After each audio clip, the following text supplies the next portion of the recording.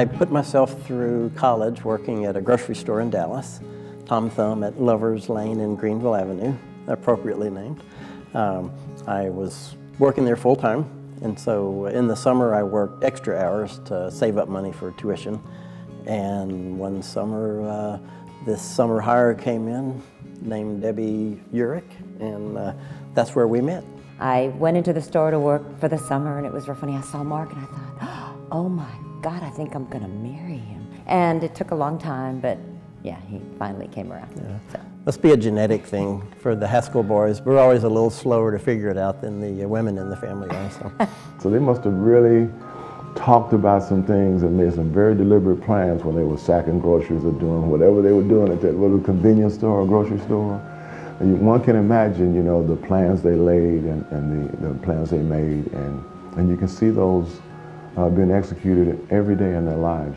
Mark and Debbie were married in May of 1976, just before Mark started his career with Conoco. I think early on they figured that we would go about anywhere and do about anything. So the more we did it, the more they offered us stuff.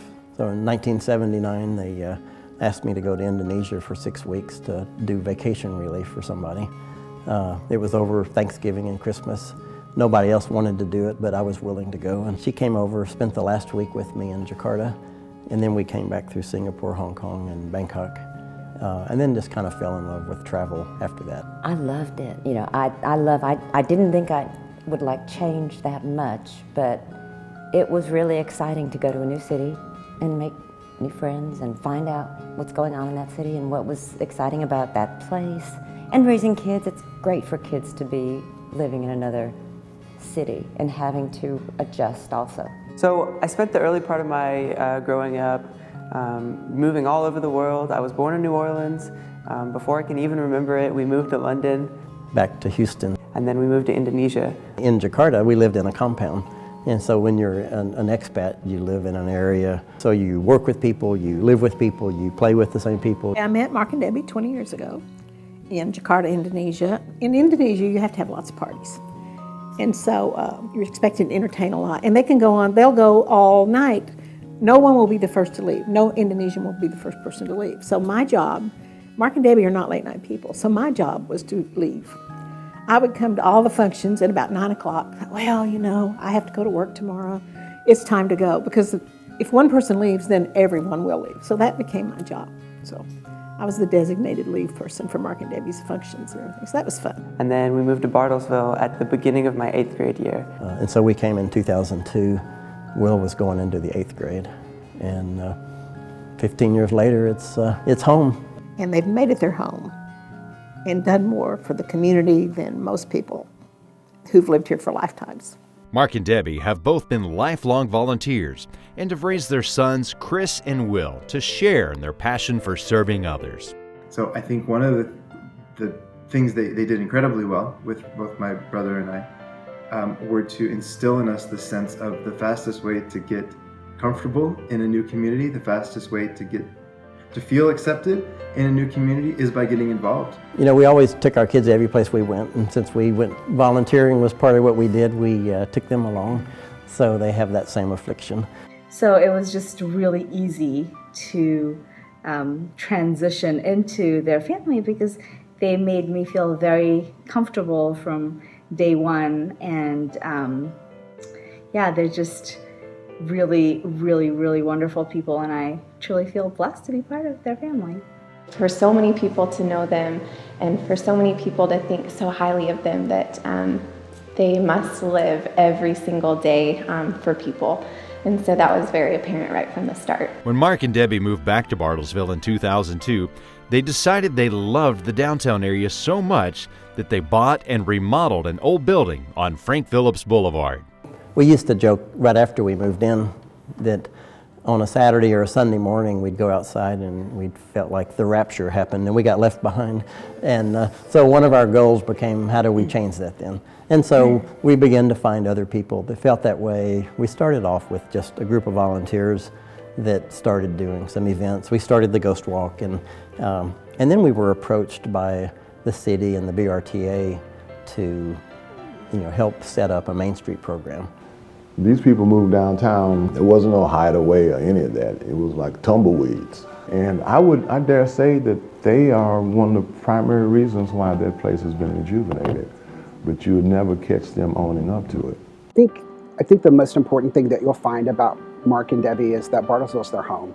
And they want it to be a better place for everyone.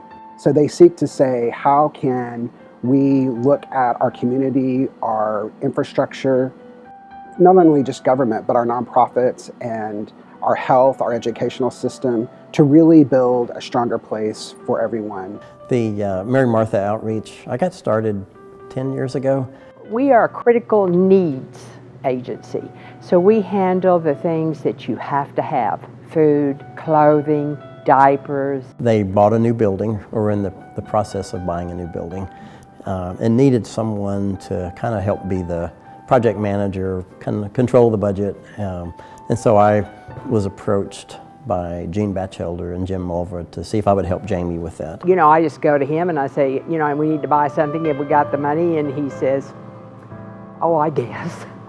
I think I was at lunch one day with Debbie and some others, and she was talking about Mary Martha and what she was doing and sorting. And, you know, before we knew it, the group was going to Mary Martha that afternoon, and we were sorting household goods. And we had a great time.